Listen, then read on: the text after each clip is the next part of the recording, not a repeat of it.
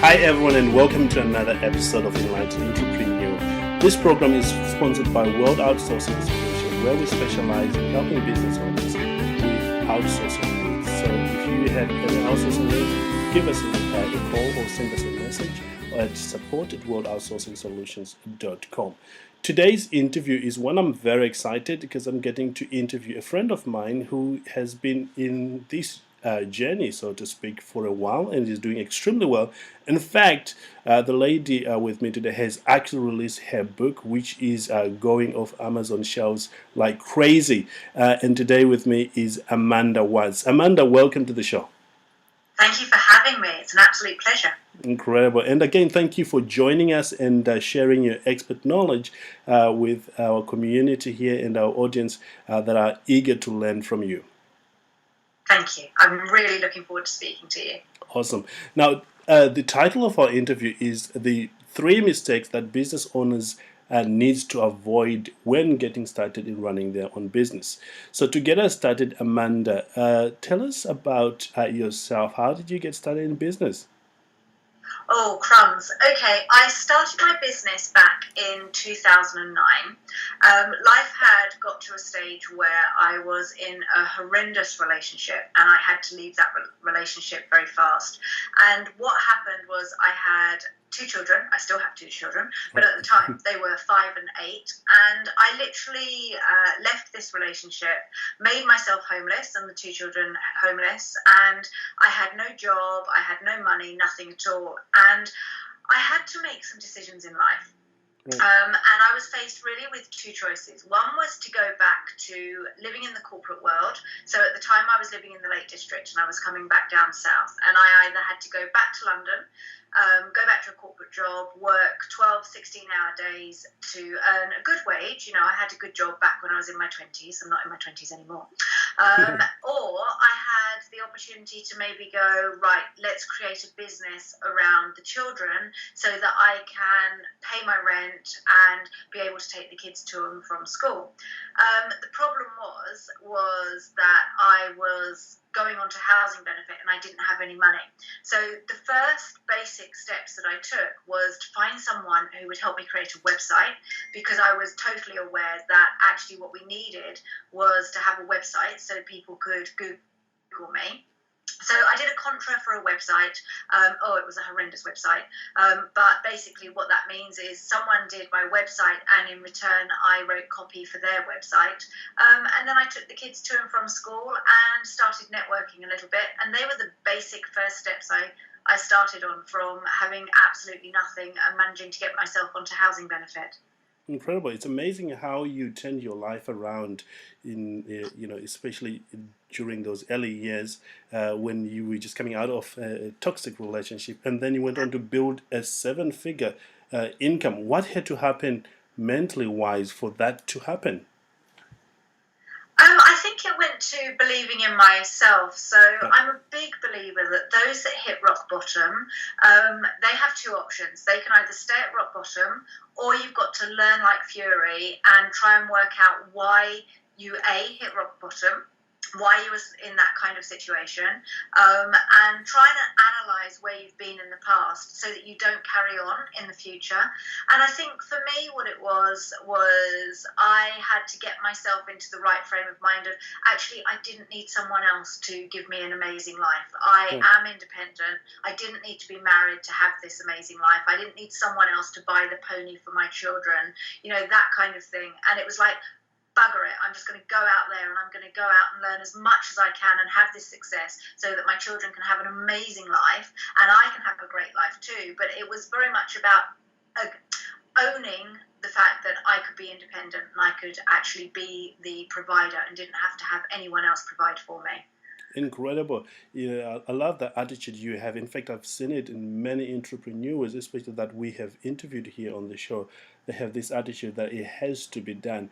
And it reminds me of the quotation from George Bernard Shaw that says, the people that get ahead in this life are the people that look for the circumstance they want, and if they can't find them, they make them. That's exactly what you've done. Yeah, exactly. And it's about actually looking at the opportunities.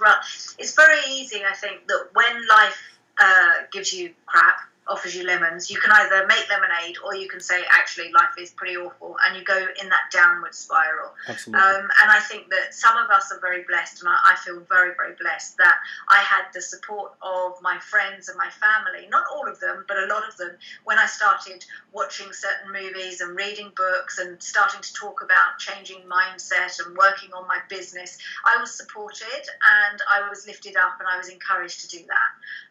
So it is also about the people you surround yourself with and support you whilst you're on this entrepreneurial journey. Incredible. I love the fact that you raised about the support from a family.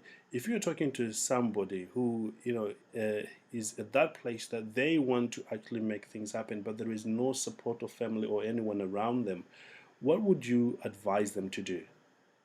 Oh, wow. The first thing I would advise them to do is surround themselves with peers. So there are a lot of meetups available in the UK for people who are in the UK and in America as well. I'm not sure about the rest of the world, but I know there are a lot of meetups that don't cost anything to go along to. And then what happens is you start to find your people. So you go to a meetup that maybe is of interest to you. And at these meetups, they're like networking events where you can learn and interact with other people. You're going to be surrounded by other people that are interested in the same thing as you, and then you'll find friends and you'll find people that can support you.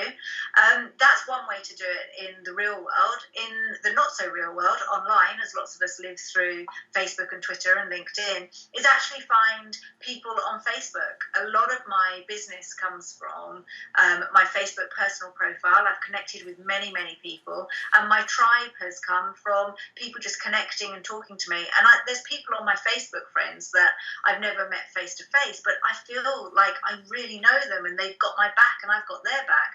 So it's literally about connecting with people, whether it's offline or online. Absolutely. But it doesn't have to be your family or your friends that support you. Like I said, I was very lucky and I had that, but there are a lot of people that don't have that support when they start this entrepreneurial journey. Incredible. One has to do what needs to be done in order to get there. And support for you along the journey is absolute must. In fact, talking from experience, I wouldn't be doing what I'm doing right now if I didn't have the support. In fact, I went on to get mentorship that has helped me even expand the business globally right now. Amanda, in your experience, I know you have people that look up to you. Have you used any mentors, to get from that place you were to where you are today? Oh, absolutely. Crumbs. Okay, so 2009, I struggled on my own. I'd go to networking events and I would pick out the people that I resonated with, and I would sit and I'd speak to them, and I'd go out for coffee or actually take them out for lunch, something like that. That was how I did it in the beginning. Right. But moving forward, about 2012 it was, I realised that I was totally limiting my success because I wasn't asking someone who had been there and done it before me. Right. So in 2009, I did a live program, a business accelerator program, where I learned a lot.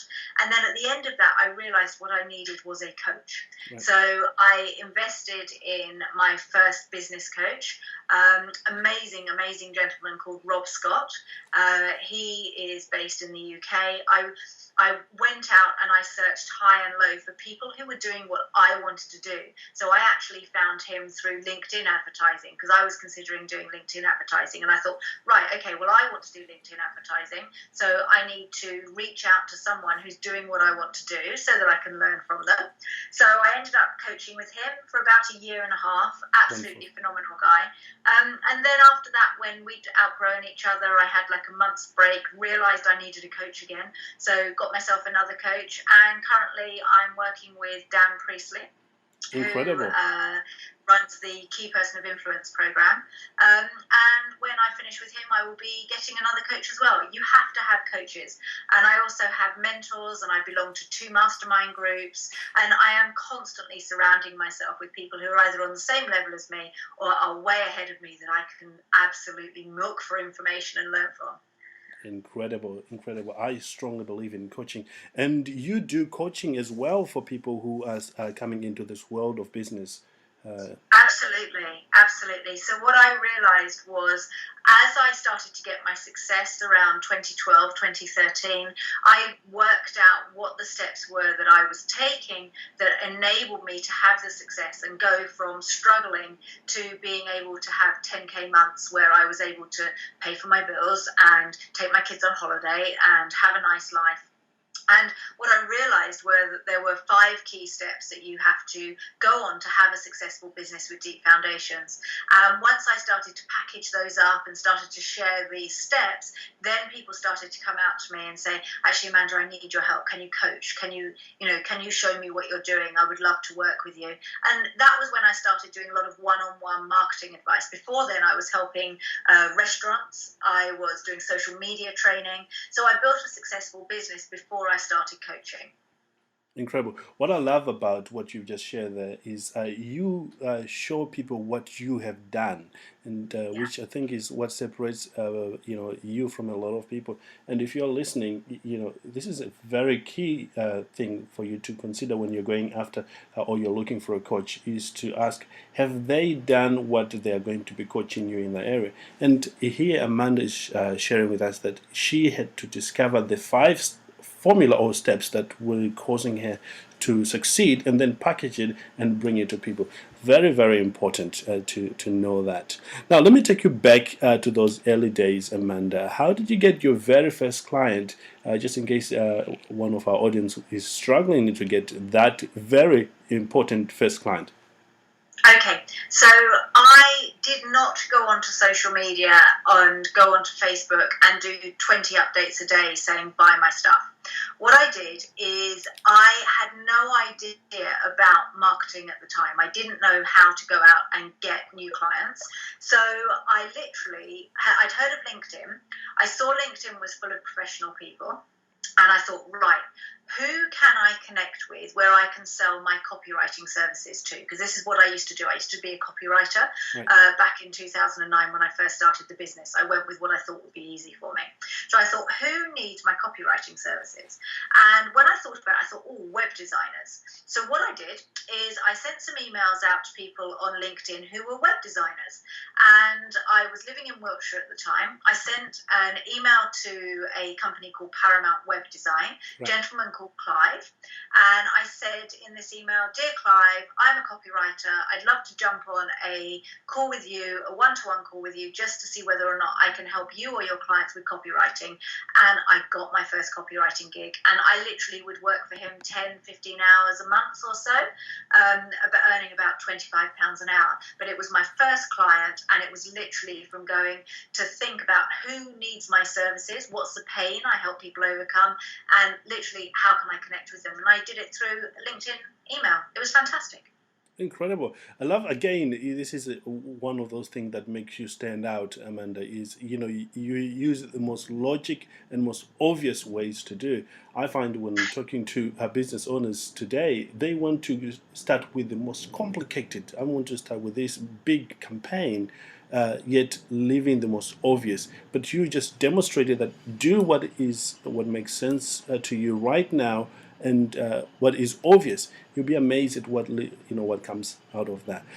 Let's talk for a moment about the mistakes you observe in entrepreneurs, especially those in the early stages of running their business, that they commit that stops them, maybe before they even get started in making money.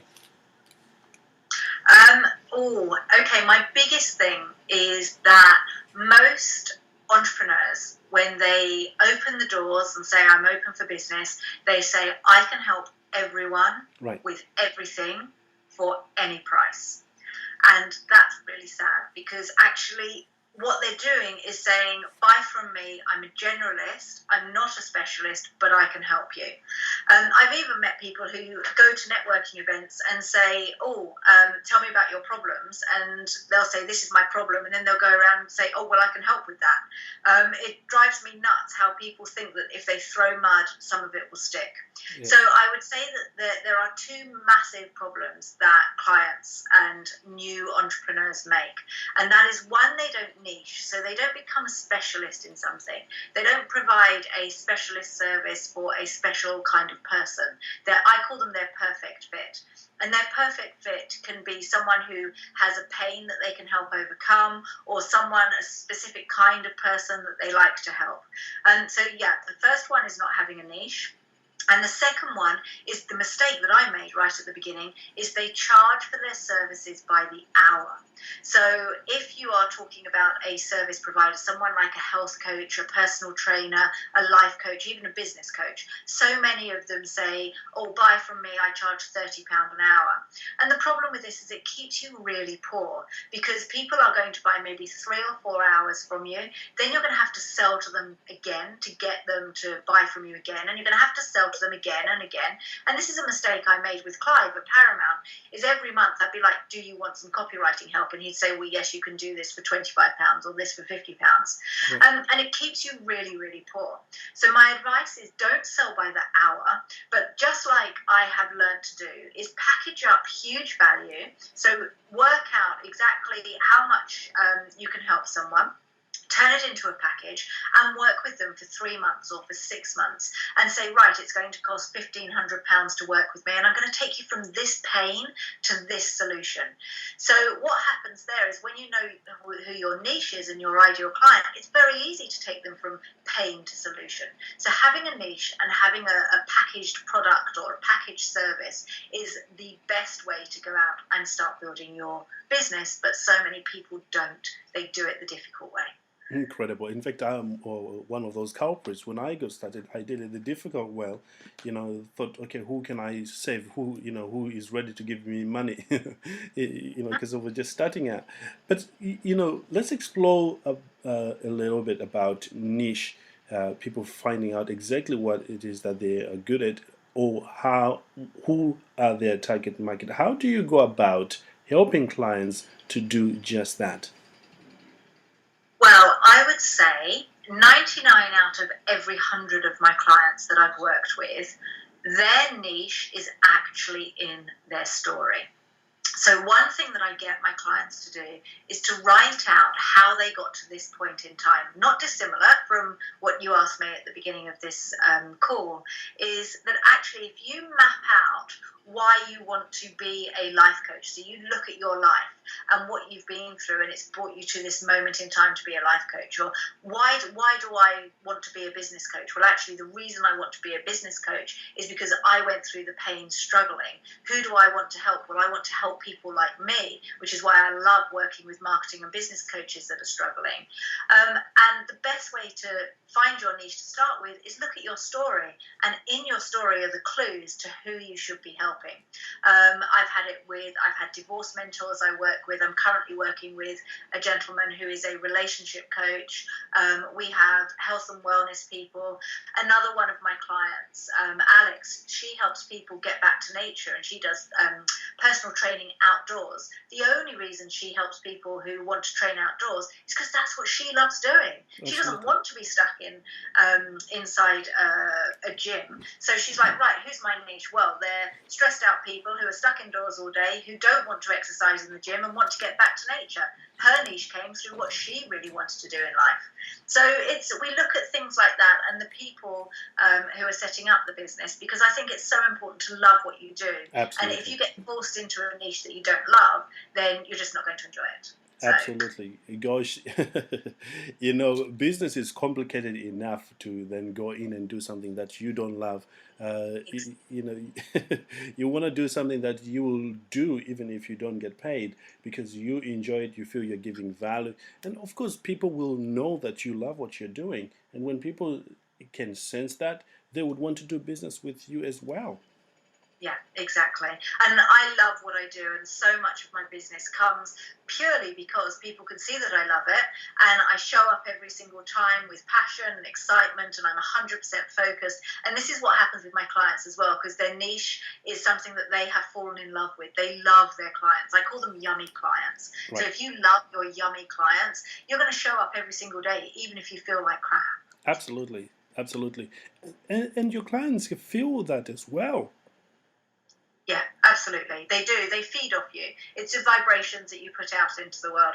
And some clients, I've had a day where I've been really worried, like at the beginning about having an event in the evening that I was speaking at.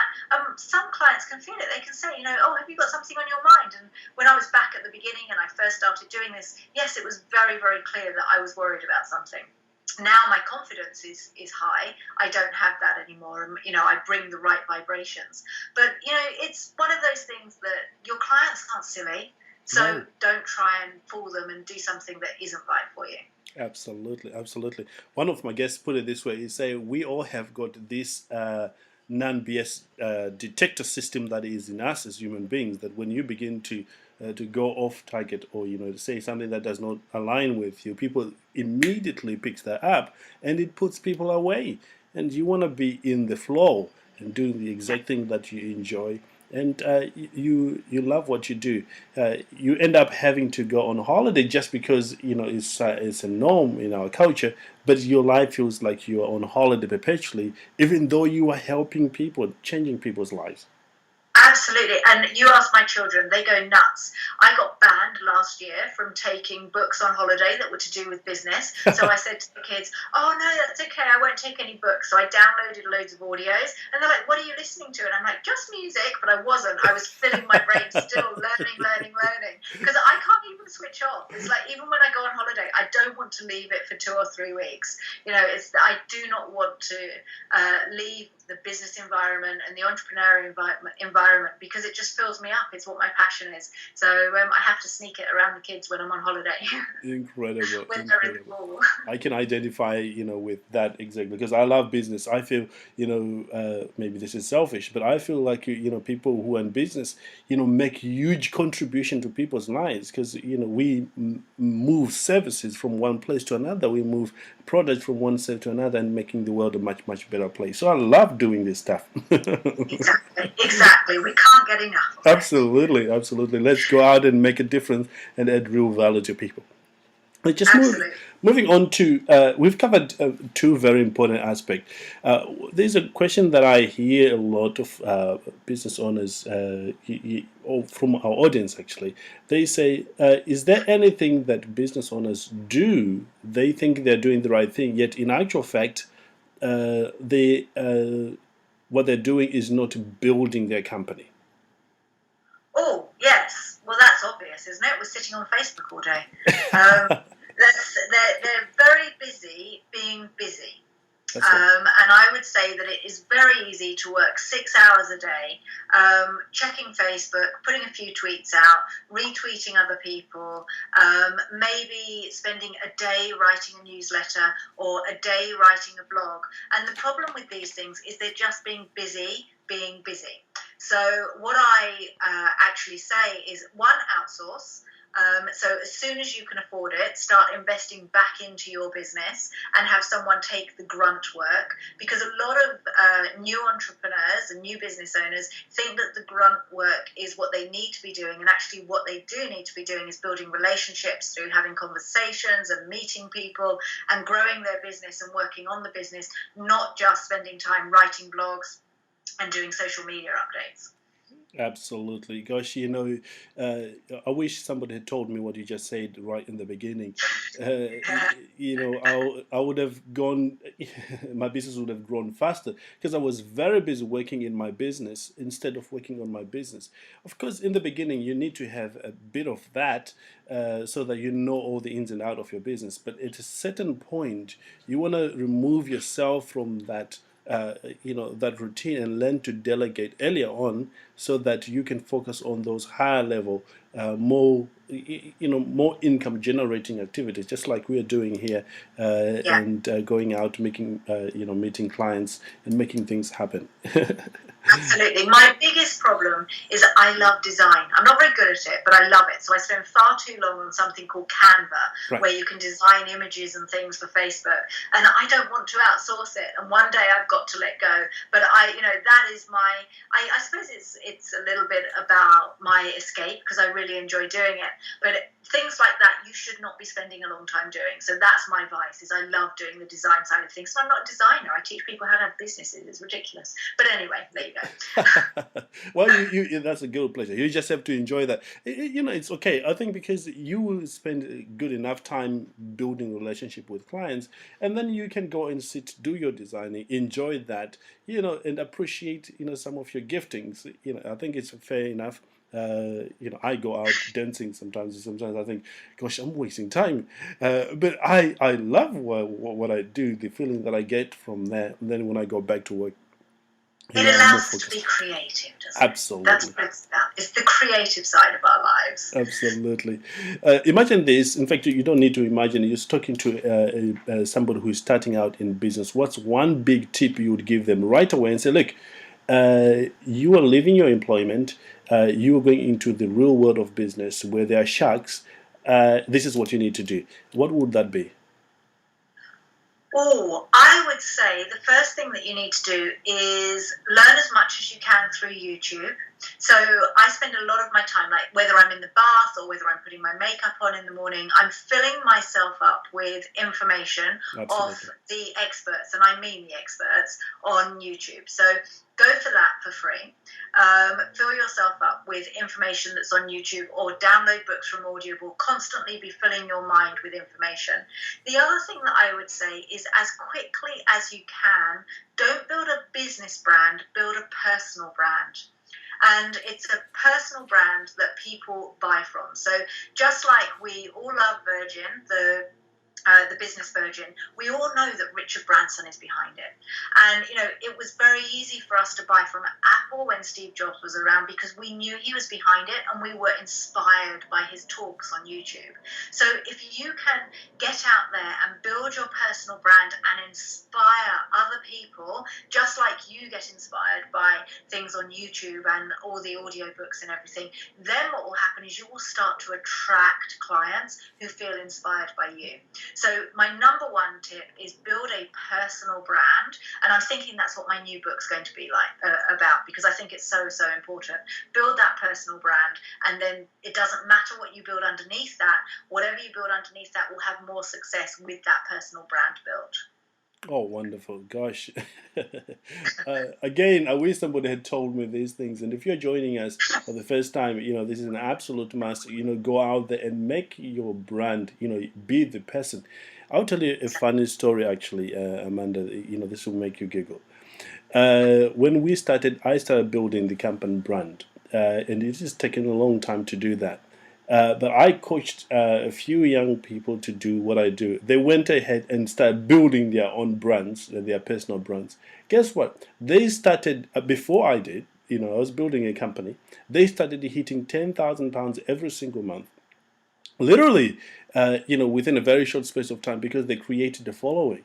It was then that I thought, gosh, I'm doing this thing backwards. Yes, absolutely. Well, I actually say what you have to do is you have to get clear, then you have to get known, and then you have to get clients. So it's about build a brand, build a market, then make sales. So I don't sell anything without building a market for it first. So I've got an event that is coming up in September, and I'm now starting to create videos around the subject that's going to be covered in September.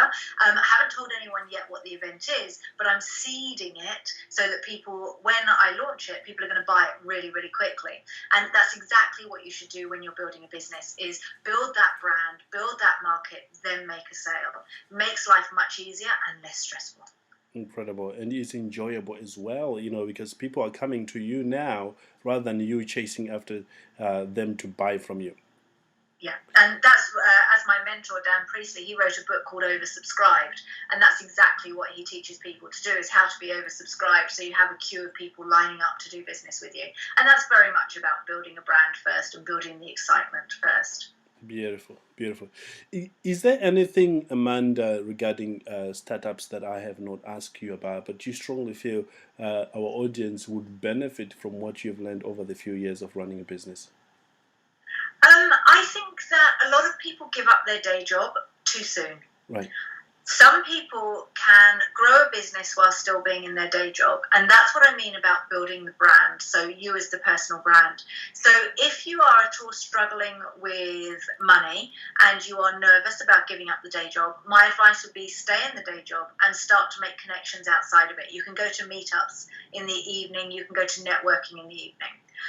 The other thing that I would say is literally find someone who has been there and had the success and can prove they've had the success. Unfortunately, the business coaching and life coaching market is a little bit tainted at the moment because lots of people are learning how to be a life coach or a business coach in 3 months and then going out there and teaching people. So make sure that the person that you seek out and work with has had the track record and been doing this for a while. But I would say, one, don't rush to leave your day job. Really do it safely, as long as you don't then use that as an excuse for never leaving your day job. And the other one is find someone who has been there and done it and get support from them. You will eliminate all of the mistakes that, and it sounds like you've made them too, honey, that we both made for 3 years before we actually got help. Yeah, and some of these things, like the mistakes, I now acknowledge them. A lot of people wouldn't acknowledge them. I've come to a place of being content in myself, Amanda, that it's okay to make these mistakes. In fact, there is only so many mistakes that you can make before you actually figure things out. You know, anyone who has a thought and makes the initial steps to start a business, they are an intelligent people. Really, they are. If they have a bit of support and guidance, they can actually do whatever they want, especially here in the UK where we are. You know, if you are starting a business, you are actually very, very intelligent. So absolutely, and we've I certainly have made a lot of mistakes, but that has made me wiser in the way I look at things, and even when I'm helping and many of my clients, that okay, you know, you need to avoid this, you need to avoid this. But you know, if you're listening, you don't need to make these mistakes. You know, just learn from Amanda what she's saying, and learn from me, and put this into practice. Your life will totally change, and you'll be forever grateful that you took the shortcut. Yeah, absolutely. One thing I would like to share with your listeners actually is I get my clients every day and every week to check in with themselves at the end of the day and ask themselves 2 questions. What was a win? And what was a learning? And a learning is what mistake have they made and what have they learned from it? Because actually our power and our success comes from our learning and our mistakes, not from where we naturally win, but actually the mistakes we make so that we don't make them again, and what did we learn from them? So what was a win and what was a learning, in brackets, mistake? Incredible. Gosh, absolutely. Because that way you have this awareness that, oh, okay, tomorrow I'll try not to do this again. Absolutely powerful.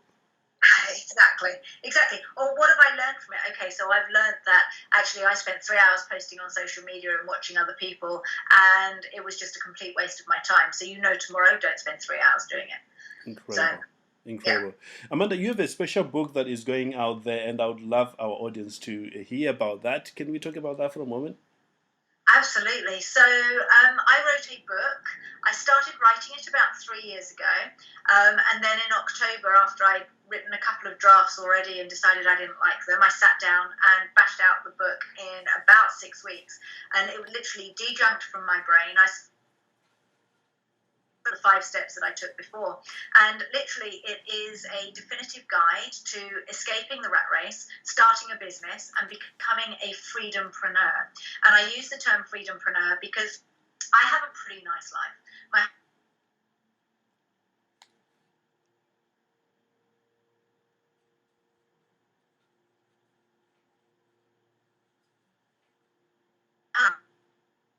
During the day, we might decide to go out for lunch together. And the process that we have created a successful business with is literally put inside this book. And it is a step-by-step plan. It's a little bit like a workbook. It's split up into actually 2 parts. One is about mindset and having a successful mindset. And the other half is the 5 steps to grow the business. And then there's opportunities from reading the book to go to the website and download lots of worksheets that will take you through the book. Literally, if you buy the book and do everything I tell you, you will have a successful business. But the caveat is do everything I tell you. Incredible. In the book. Absolutely. And, thank you for sharing that. While we're at that, is there any way that people can get hold of you should they want to maybe, ask for your services or maybe just to get some of their questions answered? Yeah, absolutely. So people find me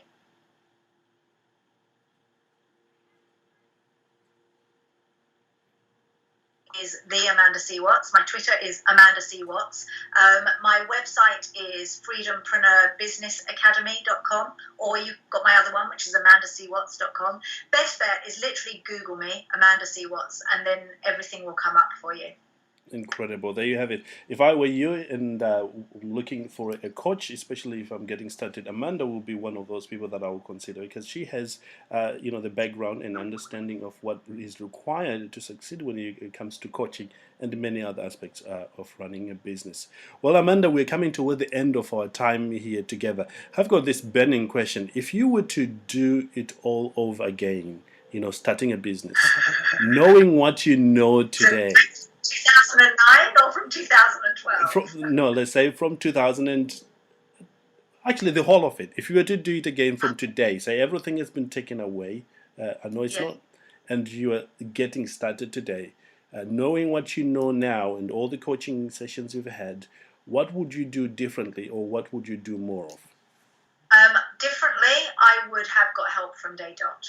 I would have stopped mucking about, stop going to too many networking events where there weren't serious people and getting up at 6 a.m. and buying breakfast and things.